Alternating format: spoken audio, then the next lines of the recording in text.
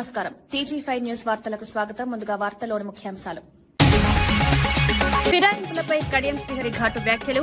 అధికారంలో ఉన్నప్పుడు ఫిరాయిలు ప్రోత్సహించొద్దని విమర్శ. అవినీతి నిరూపిస్తే రాజీనామా చేస్తారని సవాల్. అభివృద్ధికే కాంగ్రెస్ తో కలిసి పనిచేస్తున్నానని స్పష్టం.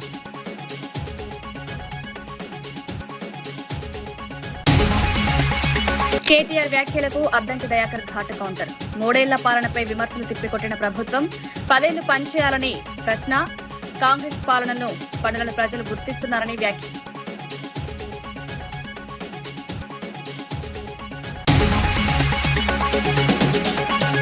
చంద్రబాబు లోకేష్ పై సజ్జల హెచ్చరిక. రాజకీయంగా సమాధి చేస్తామని ఘాటు వ్యాఖ్యలు. లోకేష్ డిఫాక్టో సీఎంగా వ్యవహరిస్తున్నారని ఆరోపణ. ప్రజలు నిజాలను గుర్తిస్తారని విశ్వాసం.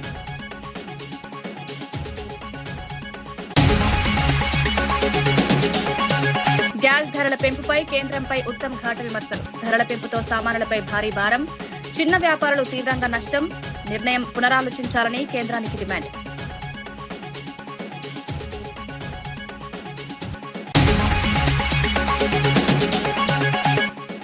రామ్ చరణ్ సినిమాపై సుకుమార్ ఆసక్తికర వ్యాఖ్యలు. రంగస్థలం స్థాయి విజయం మళ్లీ వస్తుందా అనుమానం.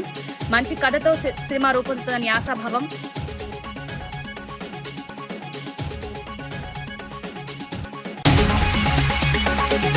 ఎమ్మెల్యే కడియం శ్రీహరి బీఆర్ఎస్ పై తీవ్ర విమర్శలు చేశారు. అధికారంలో ఉన్నప్పుడు పార్టీ ఫిరాయింపులను ప్రోత్సహించింది అదే బీఆర్ఎస్ అన్నారు. ఇప్పుడు ఇతరులు చేస్తే తప్పంటున్నారని ప్రశ్నించారు. కేసీఆర్ కుటుంబంలోనే అవినీతి ఆరోపణలు వస్తున్నాయని వ్యాఖ్యానించారు. తన 32 ఏళ్ల రాజకీయ జీవితంలో ₹1 అవినీతి నిరూపించినా వెంటనే రాజీనామా చేస్తారని సవాల్ విసిరారు.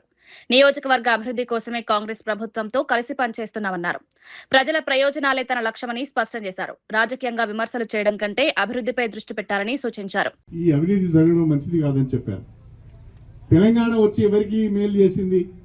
తెలంగాణ వచ్చి కల్వకుంట్ల కుటుంబానికి మేలు చేసింది. తెలంగాణ వచ్చి కల్వకుంట్ల కుటుంబానికి అధికారం వచ్చింది. తెలంగాణ వచ్చి కల్వకుంట్ల కుటుంబం దోచుకోవడానికి అవకాశం ఇచ్చింది. ఇవాళ పెద్ద ఎత్తున ఆ కుటుంబం ఉన్న వాళ్ళందరూ 100 ఎకరాల భూములు, వందల కోట్ల రూపాయల నిధులు, బ్రహ్మాండమైన ఫామ్ హౌజులు, ప్యాలెస్లు కట్టుకున్నారు. ఒక మాట ఆలోచించండి. ఇంతమంది నన్ను మాట్లాడుతున్నారు కేసీఆర్ను కాదని కడియం శ్రీహరి పోయింది అని. అరే కేసీఆర్ బిడ్డే అంటున్నది కదా. కేసీఆర్ బిడ్డ కవిత అంటున్నది మా అయ్య అవినీతి చేసిండు, మా అన్న అవినీతి చేసిండు, అన్ని లంగ పనులు చేసిండు. నేను తెలంగాణ ప్రజలకు క్షమాపణ చెప్పుకుంటున్నా. ఉద్యమకారులను పక్కన పెట్టిండ్లు, తెలంగాణ ధ్రువులను అందరూ ఎక్కించిండ్లు, ₹1,000 కోట్ల సంపాదించిండ్లు. అందుకని నేను సొంత తండ్రి అయినా తండ్రితోనే దూరమై నేను పక్కకి వెళ్ళిపోయి వేరే పార్టీ పెట్టుకుంటా అని కవితే అంటున్నది కదా. కవిత మాట్లాడే మాటలకు, కవిత చేసే ఆరోపణలకు చాతనైతే మీరు ముందుగా సమాధానం చెప్పండి.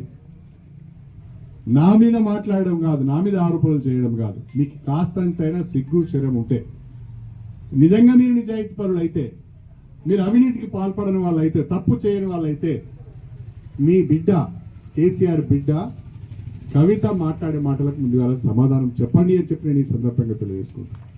ప్రభుత్వ విప్ అద్దంకి దయాకర్ కేటీఆర్ వ్యాఖ్యలకు కౌంటర్ ఇచ్చారు. మేడే రోజున కేటీఆర్ అర్థం లేని వ్యాఖ్యలు చేస్తున్నారని విమర్శించారు. 3 సంవత్సరాలు ముఖ్యమంత్రి పనిచేయలేదని కేటీఆర్ చెప్పడాన్ని తప్పుపట్టారు. మరి 10 ఏళ్లు పనిచేయని ముఖ్యమంత్రిని ఏమనాలనే ప్రశ్నలు లేవనెత్తారు. గత పాలనలో జరిగిన లోపాలను ప్రజలు గుర్తుంచుకున్నారన్నారు.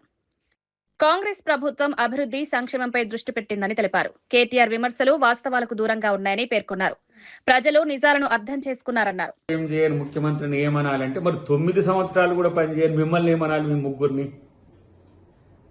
కేవలం ముఖ్యమంత్రి మీద విమర్శలతోనే పార్టీని నెట్టుకు రావాలనుకోవడం మీ దౌర్భాగ్యం. కనీసం ఏం చట్టాలు చేసిందో కూడా తెలియని ప్రజాప్రతినిధి నువ్వు. ముఖ్యమంత్రి గారి మీద హాట్ కామెంట్స్తో నిరంతరం మీడియాలో ఉండాలనే తపన తప్పితే మీ నాయకుల కంటే అది కేసీఆర్ అయినా, కేటీఆర్ అయినా, లేకపోతే హరీష్ రావు అయినా మీకు ఇంకో పనేమున్నది? తెలంగాణ ఏంది ఆ భవన్కు, బీఆర్ఎస్ భవన్కు పిలిపించుకోవడం, అందరినీ ఒక ప్రెస్ మీట్ అని పెట్టడం, ప్రతిరోజు ఒకటి కాయించుకోవడం, దాని మీద చిల్లర మల్లర మాటలు మాట్లాడడం, వ్యంగ్యంగా మాట్లాడడం, అహంభావపూరితంగా మాట్లాడడం తప్పితే మీకు ఏం తెలుసు? ఇలాంటి పనికిరాని మాటల వల్ల మీ పార్టీ పూర్తి స్థాయిలో శూన్యస్థాయికి వచ్చాయి. అయినప్పటికి కూడా ఇంకా బుద్ధి సిగ్గు రాకపోయే ప్రతిరోజు ఎవడేమనుకుంటే నాకేమన్నట్టుగా ఇష్టం వచ్చినట్టుగా మాట్లాడడం అనేది మీకు రివాజ్గా మారింది. వైఎస్ఆర్సీపీ నేత సజ్జల రామకృష్ణారెడ్డి చంద్రబాబు లోకేష్ పై తీవ్ర వ్యాఖ్యలు చేశారు.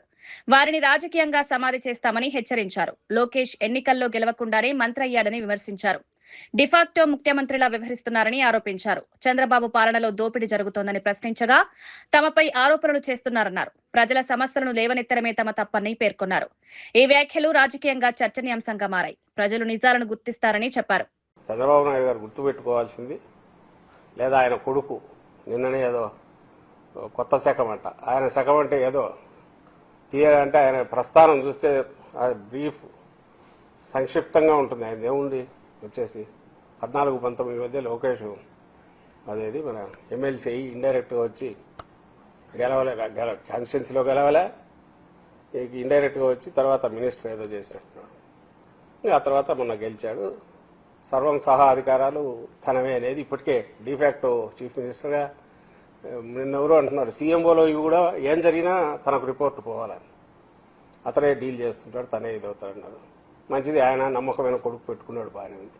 సరే ఆయన రెడ్ బుక్ అనుకుంటున్నారో ఇంకోటి ఏదో, లేదా ఈయన చంద్రబాబు నాయుడు గారు ఇద్దరు కలిసి ప్లాన్ చేస్తున్నారు తెలియదు. కానీ మీ మాటల వల్ల మీరు గొడ్డలన్నా, కత్తెన్నా, సైకో అన్నా, ఇంకోటన్నా, ఏదన్నా మీకు మేము కంటిలో నలుసు, చెవులో జోరీగా, లేదంటే చెప్పులో రాయి కాదు, మిమ్మల్ని ఈడ్చి కింద పడేసే శక్తి ఉంది కాబట్టి వైఎస్ఆర్ కాంగ్రెస్ పార్టీ శాశ్వతంగా సమాధి చేసే శక్తి ఉంది కాబట్టి మీరు భయంతో ఇవన్నీ చేస్తున్నారు.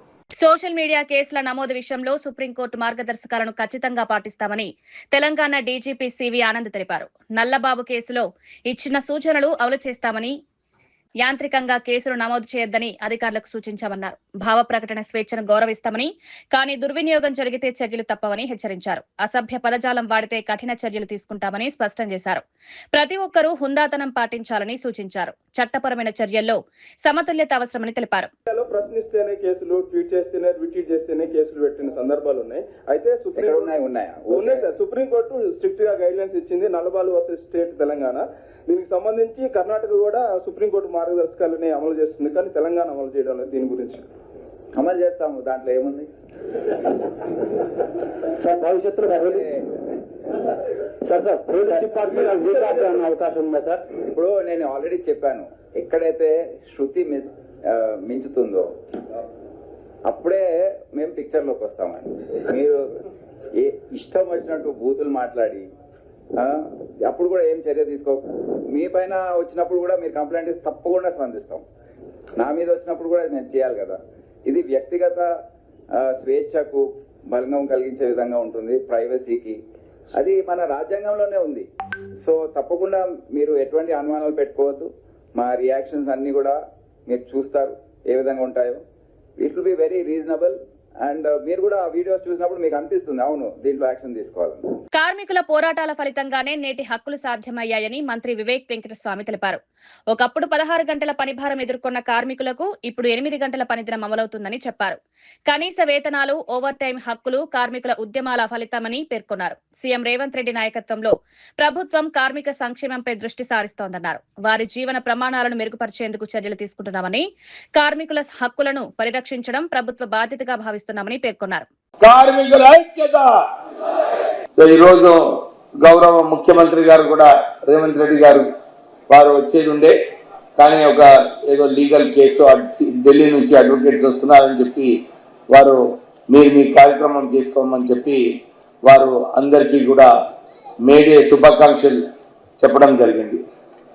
ఈరోజు ఇప్పుడే అందరు కూడా మన కార్మికుల హక్కుల గురించి, ఇంతకుముందు ఏదైతే లేబర్ లాస్ సరిగా లేకపోవడము, ఆ రోజులలో 16 గంటలు కార్మికులందరూ కూడా పనిచేయడము, మినిమం వేజెస్ లేకపోవడము, వెల్ఫేర్ మెజర్స్ లేకపోవడము, ఆ రోజులలో కార్మికులందరూ కూడా కష్టపడి ఒక విప్లవం లాగా కార్మికుల హక్కులు సాధించుకోవాలని చెప్పి ఆ రోజులలో కొట్లాడడం జరిగింది.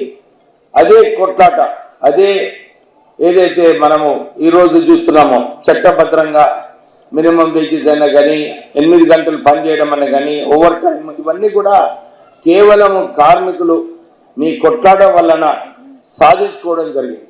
సో అందు గురించి ప్రపంచవ్యాప్తంగా మనము ఈరోజు May 1 నాడు మే డే సెలబ్రేషన్స్ చేసుకోవడం జరుగుతుంది. సో ఈ సందర్భంలో ఇంతకుముందు చెప్పినట్టు ఆ రోజులలో మినిమం వేజెస్ ఉండకపోయేది, 5 రూపాయలు ఇంక్రిమెంట్ కోసం మేనేజ్మెంట్స్తో స్ట్రైక్ మీద యూనియన్స్ వెళ్ళేది.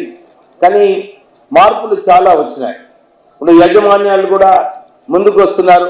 మా కార్మికులకు మేము సరిగా చూసుకునే అవసరం ఉన్నది, మేము మా కార్మికులకు మినిమం వేజెస్ ఇవ్వాలా, ఇవన్నీ కూడా చాలా పాజిటివ్గా నడుస్తున్నాయి. ఎందుకంటే నాకు మంచిగా గుర్తుంది, మా నాన్నగారు లేబర్ మినిస్టర్గా ఉన్నప్పుడు చాలా ధర్నాలు, కన్సిలియేషన్ మీటింగ్స్ పెద్ద ఎత్తున అయ్యేటివి. కానీ లేబర్ మంత్రిగా అయిన తర్వాత చాలా తక్కువ వస్తున్నాయి నాకు కేసెస్. అంటే మేనేజ్మెంట్స్ ప్రోయాక్టివ్నెస్ కూడా లేబర్ కార్మికుల డిమాండ్స్ ఏదైతే ఉన్నాయో అవి కూడా సరిగా పరిశీలించి అందరు మేనేజ్మెంట్ వర్కర్స్ ఇద్దరు కలిసి కూడా ముందుకు వెళ్తున్నారు. మన బడ్జెట్లో కూడా 90 కోట్ల రూపాయలు కేవలం మన పిల్లల కమర్షియల్ ఎల్పీజీ సిలిండర్ ధరను భారీగా పెంచడంపై మంత్రి ఉత్తమ్ కుమార్ రెడ్డి తీవ్ర విమర్శలు చేశారు. 993 రూపాయల పెంపుతో సామాన్య ప్రజల నడ్డి విరిగిపోయే పరిస్థితి ఏర్పడిందన్నారు. దాదాపు 35% పెరిగిన ఈ ధరలతో హోటళ్లు, చిన్న వ్యాపారాలు, స్ట్రీట్ వెండర్లు తీవ్రంగా నష్టపోతారని తెలిపారు. ఇప్పటికే పెరిగిన జీవన వ్యయాల మధ్య ఈ పెంపు మరింత భారంగా మారిందని పేర్కొన్నారు. ధరల నియంత్రణలో కేంద్రం విఫలమైందని విమర్శించారు. ప్రజలపై పడుతున్న భారం తగ్గించేందుకు వెంటనే చర్యలు తీసుకోవాలని డిమాండ్ చేశారు. ఈ నిర్ణయం పునరాలోచించాల్సిన అవసరం ఉందన్నారు. It is very unfortunate that the government of India has increased the prices of commercial LPG cylinders by 993 rupees, almost 1000 rupees. That means by about 30-35%, they have increased the price of the 19 kg LPG cylinder, which is used in hotels, cafes, restaurants, small businesses, street vendors, etc. This will immediately have a cascading effect, and the cost of food prices on the street will go up and will affect the common man in a very big way. We've been telling right through that the BJP government is cheating the people of India. They are waiting for the polling to be over to raise the prices, and within 24 hours of West Bengal polling being over, they have raised the prices of commercial LPG by about 30-35%, by 993. Now the cost of the commercial LPG cylinder, which was around 2000 rupees in most metropolitan cities, is 3000 rupees plus in most of the cities. Very unfortunate. We criticize this move of the government of India, and we demand that such a steep hike is unwarranted. దేశానికి స్వాతంత్ర్యం వచ్చి దశాబ్దాలైన కార్మికుల హక్కుల కోసం ఇంకా పోరాటం కొనసాగుతూనే ఉందని మంత్రి జూపల్లి కృష్ణారావు తెలిపారు. మనం చూస్తున్న అభివృద్ధి వెనుక కార్మికుల కష్టం ఉందని గుర్తు చేశారు. గాంధీజీ చెప్పిన డిగ్నిటీ ఆఫ్ లేబర్ స్ఫూర్తితో ప్రతి పనిని గౌరవించాలన్నారు. సమాజ నిర్మాణంలో కార్మికుల పాత్ర ఎంతో ముఖ్యమని పేర్కొన్నారు. వారి హక్కులను పరిరక్షించడం మనందరి బాధ్యత అన్నారు. కార్మికుల జీవన ప్రమాణాలు మెరుగుపరిచేందుకు ప్రభుత్వం కట్టుబడి ఉందన్నారు. సమానత్వంతో కూడిన సమాజం కోసం అందరూ కలిసి పనిచేయాలని పిలుపునిచ్చారు. హక్కులు కాపాడుకోవడానికి ఒక సంఘంగా ఒక శక్తిగా ఏర్పాటు చేసి మరి సుమారుగా 100-150 సంవత్సరాలు అనుకుంటాం. అయినా కూడా దేశానికి స్వాతంత్రం వచ్చి 70 సంవత్సరాలు. ఈనాటి కూడా మనం ఈ కార్మిక హక్కుల గురించి ఎన్ని మాట్లాడుకున్నా జరిగింది తక్కువ, జరగాల్సింది ఎక్కువ, చేసింది తక్కువ, చేయాల్సింది చాలా ఎక్కువ ఉంది. అవునా కాదా? ఈరోజు మనం ఇక్కడ రవీంద్రబాద్ నుంచి మాట్లాడుకున్నా, మన ఇంట్లో ఉన్న ఆకాశ హర్మ్యాలు చూసినా, వైట్ హౌస్ అయినా అంటే ప్రతిది కూడా, ప్రతి నిర్మాణ రంగంలో కానీ అట్లాగే కార్మికులు, కర్షకులు, పొలాల వ్యవసాయం పనిచేసే కూలీలు కావచ్చు, ఇంట్లో పనిచేస్తున్నటువంటి కార్మికులు చాలా మంది ఉన్నారు. లక్షలాది మంది. తరాలు గడిచినా వాళ్ళ తలరాతలు మారడం లేదు. మహాత్మా గాంధీ గారు డిగ్నిటీ ఆఫ్ లేబర్ గురించి, శరీరం పైన అంటే షర్టు లేకపోయినా ప్రపంచాన్ని ఒక వారు చేసినటువంటి ఒక స్వాతంత్రోద్యమ సందర్భంలో అహింసావాదం కావచ్చు, సత్యాగ్రహ ద్వారా ప్రపంచానికి ఆదర్శం ఇవ్వడం జరిగింది. ఆ స్థాయిలో ఉన్న వ్యక్తి కూడా మరుగుదొడ్లు క్లీన్ చేయాలంటే మనం క్లీన్ చేసుకోవాలని చెప్పడం జరిగింది. That is dignity of labour. ఈ రోజున సాంకేతిక పరిజ్ఞానం పెరుగుతున్న కొద్దీ పెరగాలి, అవసరమే. సంపద పెరుగుతుంది, అది వ్యక్తులైనా సంస్థలైనా ప్రాక్టీస్ అయినా కూడా మానవీయ కోణం అనేది పెరగడం లేదు. సంగారెడ్డి ప్రభుత్వ బాలికల జూనియర్ కాలేజ్ అభివృద్ధికి అరబిందో ఫార్మా మరోసారి ముందుకొచ్చింది. గతంలో 6 కోట్లతో నిర్మించిన భవనం తర్వాత ఇప్పుడు అదనపు తరగతి గదులు, ఆడిటోరియం నిర్మాణానికి సహకరించనుంది. ఎమ్మెల్యే జగ్గారెడ్డి వినతి మేరకు ఈ నిర్ణయం తీసుకున్నారు. ఇప్పటికే విద్యార్థుల సంఖ్య పెరగడంతో సౌకర్యాల కొరత ఉన్న నేపథ్యంలో ఈ చర్య తీసుకున్నారు. కొత్తగా 17వ తరగతి గదులు నిర్వహించడం మరో 1000 మంది విద్యార్థులకు అవకాశాలు కలుగుతాయి. త్వరలో పనులు ప్రారంభమవుతాయని అధికారులు తెలిపారు. కాలేజ్ అభివృద్ధికి సహకరించిన వారికి కృతజ్ఞతలు తెలిపారు.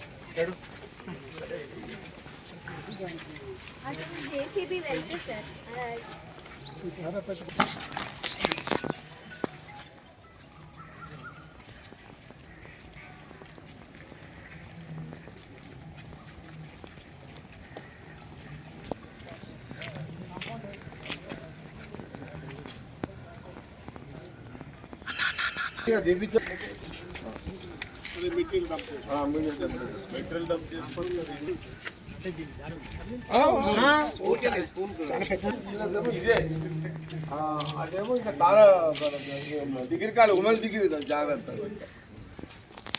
ఇది కూడా వేసుకోవచ్చు, కాకపోతే ఇది గర్ల్స్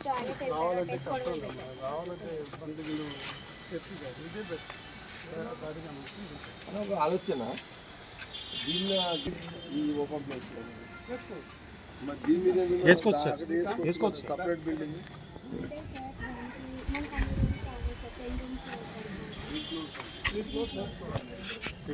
గ్రౌండ్ ఫస్ట్ G+2 ముసలిలో మనం ఎక్కుతున్నాం, గా పిల్లలు ఎక్కకపోతే అది కూడా ఎక్కకపోతే వాళ్ళేం పని చేస్తారు. ఒక ఆడిటోరియం అయితే నాకు అక్కడ లీకేజ్ ఉంది సార్, అది చేసుకుందాము, అది ఏమైనా ఉంటే చేద్దాము. ఇంకో బిల్డింగ్ ఎందుకు, బెస్టే కదా. ఇంకా జాగా వాడతారు ఏమి దాంట్లో ఇది బెస్ట్. ఇక ఆ బాత్రూమ్ కూడా తీసేస్తారు. ఈ దీనికి దాన్ని కలిపి బాత్రూమ్స్ ఒక పక్కకు పెట్టుకోవచ్చు మనం, అంతే కదా. ఏమంటారు మీకు బెస్ట్ కదా, ఇదే బెస్ట్. మీకు కావాల్సింది అదే, అది వేరు, అది వేరు. ఇంకో రిక్వెస్ట్ అని ఒకటి, దీని మీద ఒక షెడ్ టైప్ ఒకటి కన్స్ట్రక్ట్ చేస్తే బెస్ట్. దీన్ని ఆడిటోరియం కింద వాడుకుంటారు, బెస్ట్ కదా. అదొక్కసారి చెక్ చేసి ఇంత మనం వేస్తే ఇది ఒక షెడ్ పైన అదే వేస్తాం కదా, ఒకటి వేసుకున్నాం అనుకో ఫంక్షన్ కానీ వీళ్ళు ఆడిటోరియం కింద వాడుకోవచ్చు. అది ఓపెన్ షెడ్, ఓపెన్ షెడ్ వేసేస్తే అక్కడ స్టే చేసుకుంటే వీళ్ళు ఆడిటోరియం కింద వాడుకోవచ్చు. ఈ బిల్డింగ్ తీసుకున్నాం, ఇది బెస్ట్ కాదు. ఇలా తీసేస్తారు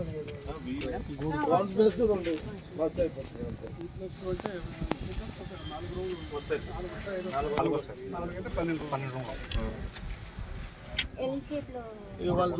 వాళ్ళే మనం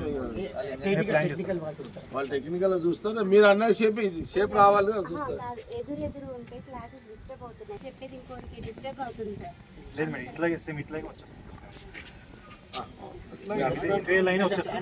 సేమ్ కంటిన్యూ అవుతుంది.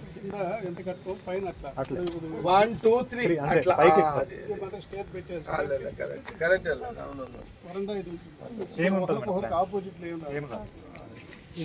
గ్రౌండ్ ఫస్ట్ సెకండ్ సంతో చూస్తాడు మీకు ఏదో వస్తుంది. పోలవరం నియోజకవర్గంలో ప్రతిభ కనబరిచిన 10వ తరగతి విద్యార్థులను ఎమ్మెల్యే చిర్రి బాలరాజు సత్కరించారు. బర్రింకలపాడు క్యాంపు కార్యాలయంలో జరిగిన కార్యక్రమంలో విద్యార్థులను అభినందించారు. గ్రామీణ ప్రాంతాల్లో అపార ప్రతిభ ఉందని పేర్కొన్నారు. సరైన ప్రోత్సాహం అందిస్తే వారు ఉన్నత శిఖరాలను అధిరోహిస్తారన్నారు. చిర్రి చారిటబుల్ ట్రస్ట్ ద్వారా 5 విద్యార్థులకు నగదు బహుమతులు అందజేశారు. ఉపాధ్యాయులను కూడా సన్మానించారు. విద్యార్థుల భవిష్యత్తుకు అండగా ఉంటామని హామీ ఇచ్చారు.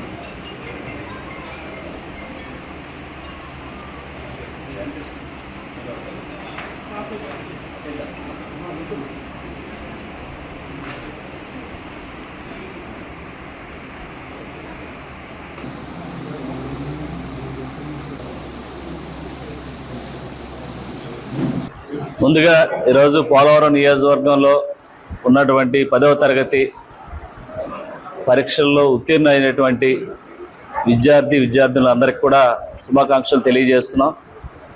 చాలా శుభపరిణామం, చాలా సంతోషకరమైన విషయం. ఎందుకంటే 100% ఈరోజు ఏజెన్సీ ప్రాంతాల్లో గవర్నమెంట్ స్కూల్ నుంచి ఇటు మన విద్యార్థులు ఒక మంచి ఉత్తీర్ణతతో పాస్ అవ్వటం, అలాగే మండలంలో జీలింగమిల్లి ఫస్ట్ 3rd వస్తే అంకనగూడెం 2nd వచ్చి ఈరోజు జీలింగమిల్లి మండలంలో 10వ తరగతి ఉత్తీర్ణత ఒక మంచి విజేతగా నిలిచారు. వారందరికీ కూడా హృదయపూర్వక శుభాకాంక్షలు తెలియజేస్తున్నాం. అలాగే ఈరోజు ఎన్డీఏ కూటమి పార్టీ ఏదైతే 10వ తరగతి కానీ ఇంటర్మీడియట్ కానీ చదువుతున్నటువంటి విద్యార్థులకు ఒక మంచి భవిష్యత్తు అందించే విధంగా, మంచి ఉపాధ్యాయుల్ని మంచి విద్యాభ్యాసం అందించే విధంగా, తయారు చేసే విధంగా ఈరోజు ప్రభుత్వం చర్యలు తీసుకుంటుంది. అలాగే ఈరోజు దర్భగూడెనికి చెందిన జస్విత రాణి కూడా ఈరోజు దర్భగూడెం స్కూల్లో 7th వరకు చదివి, తర్వాత బయట స్కూల్స్లో 10వ తరగతి చదివి 580 మార్కులు సాధించారు. వారికి కూడా శుభాకాంక్షలు తెలియజేస్తున్నాం. అలాగే అంకనగూడెం స్కూల్ సంబంధించి పేరేంటి, అనిత, అఫీజా వైష్ణవికి కూడా జనసేన పార్టీ, టీడీపీ అలాగే బీజేపీ పార్టీ తరఫున శుభాకాంక్షలు తెలియజేస్తున్నాం. తప్పకుండా ఎప్పుడు కూడా ఇలాగ చదువుకున్నటువంటి నిరుపేద కుటుంబాలకు ఎప్పుడు కూడా ఎన్డీఏ కూటమి పార్టీ చేదోడు వాదోడుగా ఉండి వారి విద్యాభ్యాసానికి ఎప్పుడు కూడా సహాయ సహకారాలు అందిస్తారని తెలియజేస్తున్నాం. అలాగే ఈరోజు మండలంలో 1st, 2nd, 3rd వచ్చినటువంటి విద్యార్థులకి, అలాగే దర్భగూడెం గ్రామానికి చెందినటువంటి విద్యార్థికి కూడా మన సహాయ సహకారాలు అందించే విధంగా ఒక్కొక్క విద్యార్థికి 10,000 చొప్పున మన చిర్రి చారిటబుల్ ట్రస్ట్ తరఫున ఈ 10,000 రూపాయలు అందించడం జరుగుతుంది. ఇలాగ ఏదైతే మండలంలో ఉన్నటువంటి ఇంకా చదువుకున్నటువంటి విద్యార్థులకు ఎప్పుడు కూడా మా చిర్రి చారిటబుల్ ట్రస్ట్ తరఫున సహాయ సహకారాలు అందించడానికి సిద్ధంగా ఉన్నాం. అలాగే వీరు ఫర్దర్ స్టడీస్కి వెళ్ళడానికి కూడా ఎప్పుడు కూడా మా సహాయ సహకారాలు అందిస్తాం. ఖచ్చితంగా వీరు ఉన్నతమైన చదువులు చదివి అలాగే దేశానికి, రాష్ట్రానికి కూడా మంచి పేరు తీసుకురావాలని, అలాగే రేపు రానున్న రోజుల్లో కూడా ఏదైతే విద్యాభ్యాసానికి సంబంధించి స్పెసిఫిక్గా వారికి సంబంధించి అధ్యాపకులను కానీ వారు ఫెసిలిటీ కానీ ఎక్కడా కూడా నాణ్యత అందించే విధంగా ఎన్డీఏ కూటమి పార్టీ చర్యలు తీసుకుంటారు. అలాగే జరుగుతున్న అరెస్టులపై పూడి శ్రీహరి భావోద్వేగంగా స్పందించారు. తన 40 ఏళ్ల జీవితంలో పోలీస్ స్టేషన్, కోర్టు మెట్లు ఎక్కలేదని తెలిపారు. కానీ గత 2 వారాలుగా అరెస్టుల పరంపర కొనసాగుతుండడం బాధ కలిగిస్తోందన్నారు. తనకు కోపం కంటే బాధ ఎక్కువగా ఉందన్నారు. ఈ పరిణామాలు ఎందుకు జరుగుతున్నాయో అర్థం కావడం లేదని తెలిపారు. చట్టపరంగా పోరాడతానని స్పష్టం చేశారు. తనపై జరుగుతున్న చర్యలు అన్యాయమని భావిస్తున్నట్లు పేర్కొన్నారు. పరంపర ప్రక్రియ ఇవాళ మే 1 వరకు కొనసాగింది. దాదాపు 2 వారాలు. మాలాంటి వాళ్ళ జీవితాల్లో ఎప్పుడు పోలీస్ స్టేషన్ గడప తొక్కడం కానీ, లేకపోతే కోర్టులు గడప తొక్కడం కానీ ఇప్పటివరకు చేయలే. నా 48 ఏళ్ళ జీవితంలో కానీ మా కుటుంబ జీవితంలో కానీ ఎప్పుడు కూడా కోర్టులు మెట్లు ఎక్కడం అనేది ఎప్పుడు జరగలేదు. ఈ 15 రోజుల పరిణామాలు చూసిన తర్వాత నాకు ఎవరి మీద ద్వేషం లేదు, ఆగ్రహం లేదు, కానీ బాధ అయితే కలుగుతుంది. ఆ బాధ నేను ఇబ్బంది పడ్డానని కన్నా సమాజంలో ఇలాంటి పరిస్థితులు ఏంటి, ఇలా వచ్చాయేంటి అన్న ఒక రకమైన బాధ మాత్రమే నాలాంటి వాళ్ళని చాలామందిని తొలిచేస్తూ ఈ 2 వారాల్లో తొలిచేసింది. వాస్తవంగా కోర్టులో వాదనలు విన్నప్పుడు కూడా పొన్నవాళ్ళు గారు నా తరపున అన్ని సందర్భాల్లో చాలా గట్టిగా వాదించినప్పుడు కూడా ప్రభుత్వం వైపు నుంచి వస్తున్న అభియోగాలు మాత్రం తీవ్రమైన ఆందోళన కలిగించాయి. అసలు జర్నలిజం చేయడం అంటే ఒక ఆర్గనైజ్డ్ క్రైమా, సో ఈ రకంగా కూడా జర్నలిజాన్ని చూడొచ్చా అనే భావన నాకు తొలిసారిగా కలిగింది ఆ వాదన విన్న తర్వాత. నేను గత ప్రెస్ మీట్లోనే చెప్పాను, సాధారణంగా రామ్ చరణ్ కొత్త సినిమాపై దర్శకుడు సుకుమార్ ఆసక్తికర వ్యాఖ్యలు చేశారు. రంగస్థలం తర్వాత మరోసారి ఆ స్థాయి విజయం వస్తుందా అన్న సందేహం తనలో ఉందన్నారు. నిర్మాత సతీష్ మంచి విజయాలు సాధించాలని ఆకాంక్షించారు. రామ్ చరణ్ హీరోగా బుచ్చిబాబు దర్శకత్వంలో సినిమా రావడం ప్రత్యేకమని చెప్పారు. ఈ ప్రాజెక్టుపై అందరిలో ఆసక్తి ఉందని పేర్కొన్నారు. సినిమా విజయంపై ఆశాభావం వ్యక్తం చేశారు. మంచి కథతో ప్రేక్షకులను ఆకట్టుకునేలా సినిమా రూపొందుతుందని తెలిపారు. చిత్రంపై అంచనాలు పెరుగుతున్నాయని చెప్పారు. స్వచ్ఛమైన చిరునవ్వుతో ఎప్పుడు గట్టిగా హక్ చేసుకుని నన్ను చూస్తూ ఎప్పుడు పలకరిస్తుండేవారు. నేను ఒకటే అనుకునేవాడిని, రంగస్థలం కనుక మళ్ళీ సూపర్ హిట్ అవ్వాలి, మళ్ళీ ఒకవేళ సినిమా ఏదైనా అయితే ఈ చిరునవ్వు ఉంటుందా లేదా నన్ను పలకరించడానికి, అంతే ప్రేమతో పలకరిస్తారా లేదా అని భయపడేవాడిని. నేను రంగస్థలం సక్సెస్ మీట్లో అదే చెప్పాను. నేను సక్సెస్ ఫంక్షన్లో నేను ఈ సినిమా సూపర్ అంటే సినిమా హిట్ అవ్వాలని కోరుకున్నాను, అంటే మళ్ళీ అంతే ప్రేమతో నేను పలకరించాలి అని కోరుకున్నాను. ఈవెన్ పుష్పకు కూడా అదే చెప్పాను యాక్చువల్గా. సో మైత్రి మూవీస్లో అందరికీ మమ్మల్ని అందరినీ ప్రేమతో పలకరించి మంచిగా చూసేవాళ్ళందరినీ ఆయన తర్వాత ఆయన ప్రొడ్యూసర్గా మొదటి సినిమా చేస్తున్నారు. We're so happy actually. అందరం అనుకున్నాం ఈయన మంచి ప్రొడ్యూసర్ కావాలని. సో అది రామ్ చరణ్ గారు హీరోగా బుచ్చిబాబు డైరెక్షన్లో మొదటి సినిమా కావడానికి చాలా ఫ్రాంక్లీ చెప్పాలంటే ఆయన ప్రేమ అండ్ అదృష్టం కూడా. And wishing the best first Satish గారికి అండ్ లవ్ యూ. వార్తలు ముగించే ముందు ముఖ్యాంశాలు మరోసారి. ఫిరాయింపులపై కడియం శ్రీహరి ఘాటు వ్యాఖ్యలు. అధికారంలో ఉన్నప్పుడు ఫిరాయిలు ప్రోత్సహించొద్దని విమర్శ.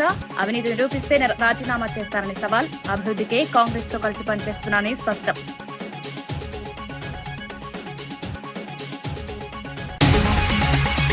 కేటీఆర్ వ్యాఖ్యలకు అద్దంకి దయాకర్ ఘాటు కౌంటర్. 3 ఏళ్ల పాలనపై విమర్శలు తిప్పికొట్టిన ప్రభుత్వం 10 ఏళ్లు పనిచేయాలని ప్రశ్న. కాంగ్రెస్ పాలనను పనులను ప్రజలు గుర్తిస్తున్నారని వ్యాఖ్య.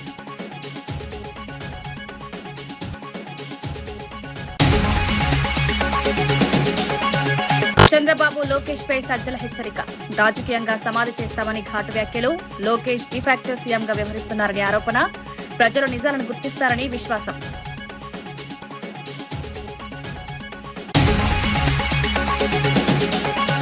గ్యాస్ ధరల పెంపుపై కేంద్రంపై ఉత్తమ్ ఘాటు విమర్శలు. ధరల పెంపుతో సామాన్యులపై భారీ భారం. చిన్న వ్యాపారులు తీవ్రంగా నష్టం. నిర్ణయం పునరాలోచించాలని కేంద్రానికి డిమాండ్.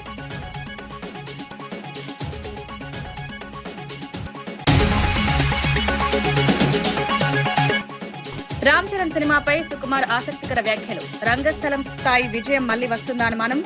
మంచి కథతో సినిమా రూపొందుతుందని ఆశాభావం.